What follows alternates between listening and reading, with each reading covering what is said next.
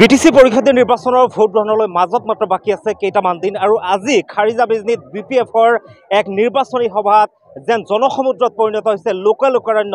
মই ভিডিঅ' জাৰ্নেলিষ্টক অনুৰোধ জনাম যে ইয়াতে কিমান মানুহ উপস্থিত হৈছে। প্ৰাৰ্থীগৰাকী আহি উপস্থিত হৈছে। গোটেই অঞ্চল বিভিন্ন অঞ্চলৰ পৰা যিসকল বিপিএফৰ কৰ্মী বা সমৰ্থক তেওঁলোক আহি উপস্থিত হৈছে। এক লোকাৰণ্য পৰিৱেশ। আমি বিপিএফৰ প্ৰাৰ্থীগৰাকী বেগম আক্তাৰ আহমেদ তেখেত উপস্থিত আছে, তেখেতৰ সৈতে কথা পাতিবলৈ চেষ্টা কৰিম। বাইদেউ, প্ৰথমতে শুভেচ্ছা জ্ঞাপন কৰিছোঁ। আজি দেখা গৈছে যে একেবাৰে জনসমুদ্ৰত পৰিণত হৈছে খাৰিজা বিজনী অঞ্চল, কি ক'ব? অকল খাৰিজা বিজনী অঞ্চল নহয়, এইটো গোটেই মথনগুৰি সমষ্টিৰ পৰা সকলো জাতি জনগোষ্ঠীৰ মানুহ, সকলো জাতি ধৰ্মৰ মানুহ, সকলো পৰ্যায়ৰ মানুহ আজি ওলাই আহিছে। মাননীয় হাগ্ৰামা মহিলাৰী ছাৰৰ চৰকাৰ হ'ব, এইটো খাটাং। বিটিচিত সকলোৱে মাননীয় হাগ্ৰামা মহিলাৰীৰ চৰকাৰ বিচাৰিছে। বিপিএফ দলে চৰকাৰ কৰিব আৰু মাননীয় হাগ্ৰামা মহিলাৰী ছাৰ তাতে চিফ হ'ব। মথনগুৰি সমষ্টিত মই ২০ নং মথনগুৰি সমষ্টিৰ বিপিএফ দলৰ মনোনীত প্ৰাৰ্থী হিচাপে হাগ্ৰামা মহিলাৰী ছাৰৰ হাত মজবুত কৰিবলৈ দলে বলে মানুহ ওলাই আহিছে আৰু সকলো মানুহে এইটোৱেই প্ৰতিপন্ন কৰিছে যে মথনগুৰি সমষ্টিটো এইবাৰ বিপিএফ দলক তেওঁলোকে জয় কৰাই পেলাই কোকৰাঝাৰলৈ পঠিয়াই দিব আৰু মানুহৰ যিবিলাক অভাৱ অভিযোগ সেইবিলাক তেওঁলোকে লৈ ল'ব।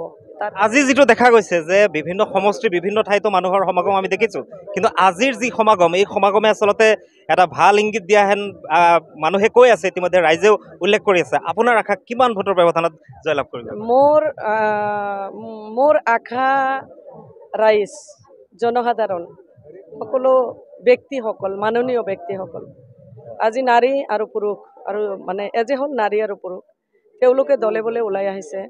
মই এইবাৰ আশা কৰিছোঁ ৰাইজে মোক বিপুল সংখ্যক ভোট দি পেলাই তেওঁলোকে জয় কৰাব। এই মুহূৰ্তত মই ক'ব নোৱাৰিম, কাৰণ ভোটটো ৰাইজৰ হাতত আছে। এতিয়াও তেওঁলোকে যিটো হাৰত ওলাই আহিছে বিপুল সংখ্যক ভোট দি পেলাই মোক জিকাই লৈ যাব।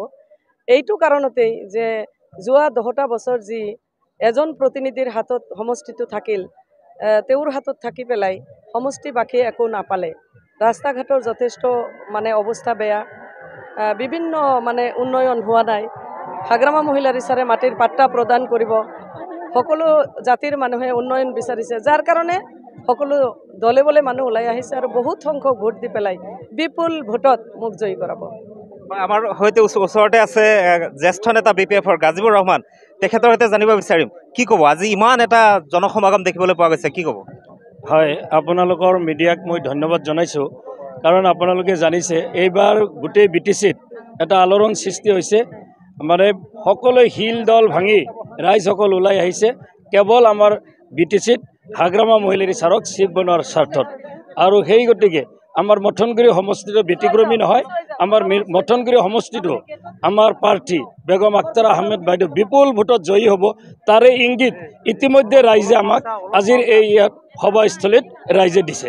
হয়, যুৱ নেতা ইব্ৰাহিম আলী আছে, মাইনৰিটি চেলৰ ডিষ্ট্ৰিক্ট প্ৰেচিডেণ্ট, কি ক'ব? আজি ইয়াতে যেনেকুৱা সমাগম বা কেইদিনমান আগত আমি শালবাৰীতো দেখিছিলোঁ, ৰাইজ যথেষ্ট ওলাই আহিছে, বিপিএফৰ পক্ষত যথেষ্ট ওলাই আহিছে। আজি এনেকুৱা এটা জনসমাগম দেখি পেলাই হয়তো এটা ইংগিত আপোনালোকে পাই আছে, কি ক'ব? হয়, আজি আপোনালোকে চাইছে উত্তৰ খাৰিজা ৰাঙাচাৰা হাইস্কুল খেলপথাৰত মথনগুৰি সমষ্টিৰ যা ৰাইজ শিলদল ভাঙি পেলাই জাতি ধৰ্ম বৰ্ণ ভাষা নিৰ্বিশেষে সকলো ৰাইজ আজি ওলাই আহিছে। সকলো ৰাইজ এটাই ঐক্যবদ্ধ যে বিটিচিখন বচোৱাৰ স্বাৰ্থত এইবাৰ বিটিচিৰ চিফ হাগ্ৰামা মহিলাৰীক বিপিএফ দলৰ মুৰব্বী হাগ্ৰামা মহিলাৰী ছাৰক চিফ হিচাপে বিচাৰিছে আৰু মথনগুৰিবাসী ৰাইজে ঐক্যবদ্ধ হৈছে। এইবাৰ বিজেপিৰ যিজন EM আছিলে গৌতম দাস, তেওঁক বিপুল ভোটৰ ব্যৱধানত পৰাস্ত কৰি পেলাই বিপিএফ দলৰ প্ৰাৰ্থী বেগম আক্তাৰা বাইদেউক বিপুল ভোটত আমি জয়যুক্ত কৰাৰ কাৰণে মথনগুৰিবাসী ৰাইজ বদ্ধপৰিকৰ। হয়, তেওঁলোকে আশা কৰিছে যে বা যথেষ্ট আশাবাদী তেওঁলোকে যে এইবাৰ বিপুল ভোটৰ ব্যৱধানত পূৰ্বৰ যিগৰাকী EM আছিলে বিজেপিৰ, তেওঁক পৰাস্ত কৰি তেওঁলোকে এইবাৰ বিজয় নিশান উৰাব আৰু খন্তেক সময় পিছতে এইখন খেলপথাৰতে হাগ্ৰামা মহিলাৰ এই উপস্থিত হ'ব আৰু যি বিশাল জনসমাৱেশ তাক সম্বোধন কৰিব। গতিকে 22 তাৰিখে বিপিএফৰ পক্ষত মথনগুৰিৰ জনসাধাৰণে কিমান ভোট প্ৰদান কৰে বা 26 তাৰিখে ঘোষণা হ'বলগীয়া এই ফলাফলত কোনে শেষ হাই মাৰে সেয়া কিন্তু সময়ত হ'ব লক্ষণীয়।